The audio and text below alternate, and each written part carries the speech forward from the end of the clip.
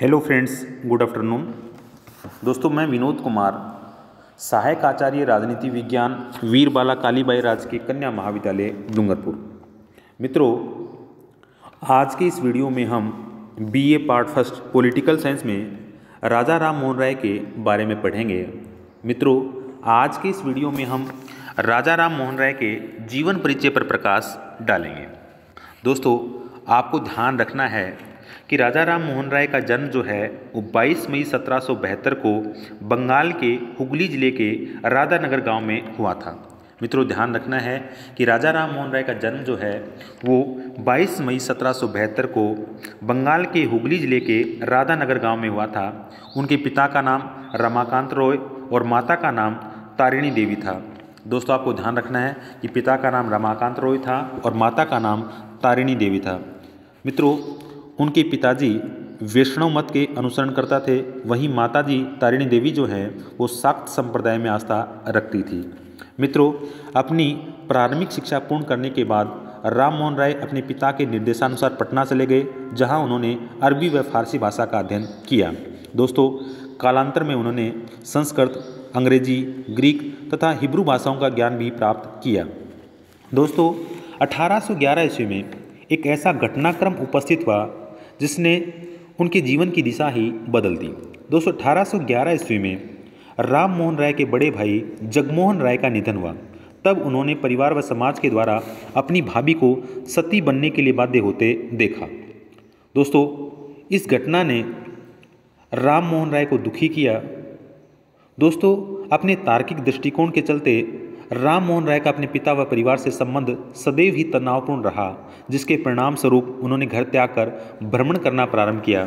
दोस्तों, इसी क्रम में वे तिब्बत पहुँचे। वहाँ भी उन्होंने देखा कि बौद्ध धर्म के जो मानने वाले हैं, बौद्ध धर्म के जो समर्थक हैं, वो मूर्ति पूजा में लगे हुए हैं, जबकि स्वयं महात्मा बुद्ध जो थे वो मूर्ति पूजा के विरोधी थे।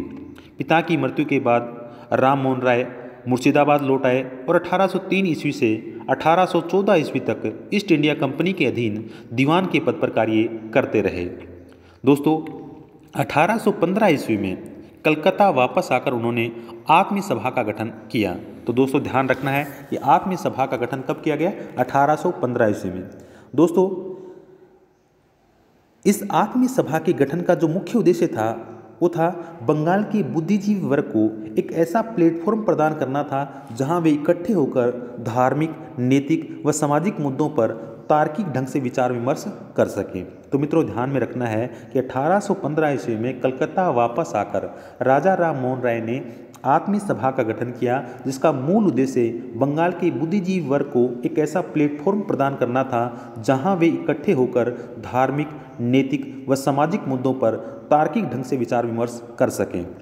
दोस्तों, कुरान, बाइबिल व सूफी विचारधारा के अध्ययन के बाद राजा राम मोहन राय की एकेश्वरवाद में पूर्ण आस्था हो गई थी और इसी आस्था के सुव्यवस्थित प्रचार प्रसार के हेतु उन्होंने 1821 ईस्वी में द कलकत्ता यूनिटेरियन एसोसिएशन की स्थापना की। लेकिन दोस्तों, आपको ध्यान रखना है कि राजा राम मोहन राय द्वारा स्थापित ब्रह्म समाज सर्वाधिक सफल व सुविख्यात संस्था थी। दोस्तों, ब्रह्म समाज की स्थापना 28 अगस्त 1828 ईस्वी को हुई थी। दोस्तों, आपको ध्यान रखना है कि प्रारंभ में इसका नाम ब्रह्म सभा था, जिसे 1830 में ब्रह्म समाज कर दिया गया। दोस्तों, आपको ध्यान रखना है कि 1829 ईस्वी में लॉर्ड विलियम बेंटिंक ने विनियम 17 के अधीन सती प्रथा को अवैध घोषित किया। दोस्तों, इस समाज सुधार की दृष्टि से 1829 के वर्ष को भारतीय सामाजिक इतिहास में एक महत्वपूर्ण क्रांतिकारी वर्ष माना जाता है। दोस्तों, आपको ये ध्यान रखना है कि 1818 ईस्वी में राजा राम मोहन राय ने सती प्रथा की समाप्ति हेतु एक महान आंदोलन का नेतृत्व किया था। दोस्तों, राय के प्रभावशाली प्रयास और सार्थक नेतृत्व के परिणाम स्वरूप ही governor general lord William Bentinck ने विनियम 17 के अधीन सती प्रथा को अवैध घोषित किया। तो दोस्तों, आपसे ये भी पूछा जा सकता है कि सती प्रथा को लॉर्ड विलियम बेंटिंक के द्वारा कब अवैध घोषित किया गया? तो 1829 ईस्वी में। दोस्तों, आपको ध्यान रखना है कि 1830 ईस्वी में राजा राम मोहन राय ने लंदन की यात्रा की। दोस्तों, इसी समय तत्कालीन मुगल सम्राट अकबर द्वितीय के द्वारा उन्हें राजा की उपाधि प्रदान की गई।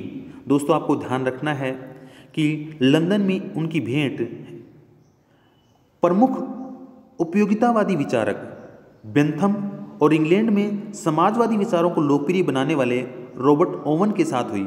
दोस्तों बेंथम ने उन्हें अपार प्रशंसित तथा मानवता की सेवा में संलग्न परम प्रिय सहयोगी कहकर सम्मान दिया और उनके अंग्रेजी भाषा के ज्ञान के संबंध में विचार व्यक्त किया कि राम मोहन की भाषा इतनी पूर्णता प्राप्त है कि इसे सहज ही किसी अंग्रेज की रचना माना जा सकता है। दोस्तों ब्रिटेन की यात्रा के इसी क्रम में राम मोहन राय ब्रिस्टल पहुँचे, जहाँ वे मस्तिष्क नाड़ियों के सूजन की बीमारी के शिकार हो गए और नवीन भारत के निर्माता और भारतीय पुनर्जागरण के अग्रदूत राजा राम मोहन राय का 27 सितंबर 1833 को निधन हो गया। तो दोस्तों ये जीवन परिचय था राजा राम मोहन राय का। एक बार अपन इसको पुनः रिवाइज कर लेते हैं। दोस्तों आपको ध्यान रखना है कि राजा राम मोहन राय का जन्म जो है वो 22 मई 1772 को बंगाल के हुगली जिले के राधानगर गांव में हुआ।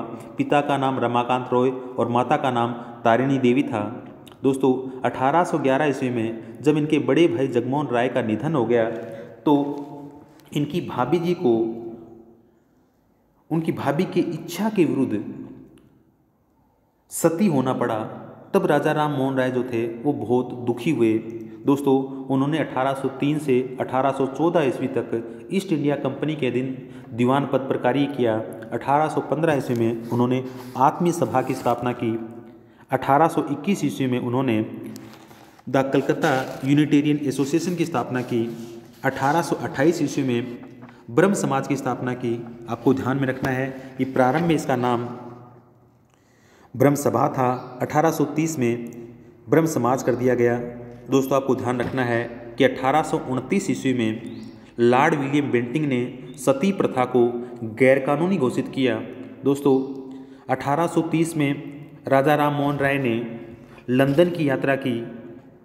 दोस्तों आपको ध्यान रखना है इसी समय मुगल सम्राट अकबर द्वितीय ने उन्हें राजा की उपाधि भी प्रदान की थी। दोस्तों भारतीय पुनर्जागरण के अग्रदूत और नवीन भारत के निर्माता राजा राम मोहन राय का 27 सितंबर 1833 को निधन हो गया। अब दोस्तों हम चर्चा करते हैं राजा राम मोहन राय की रचनाओं की। दोस्तों राजा राम मोहन राय की अनेक रचनाएं हैं। उनमें जो प्रमुख रचना है वो हैं तुहफत उल मुवाहिदीन, वेदांत सार, ईसाई जनता के नाम अंतिम appeal, the judicial and revenue system of India, the ideal humanity of Jesus, ये इनकी प्रमुख रचनाएं हैं।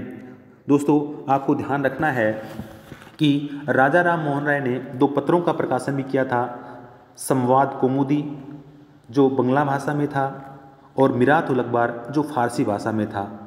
तो दोस्तों आज की इस वीडियो में हमने राजा राम मोहन राय के जीवन परिचय पर प्रकाश डालने का प्रयास किया है।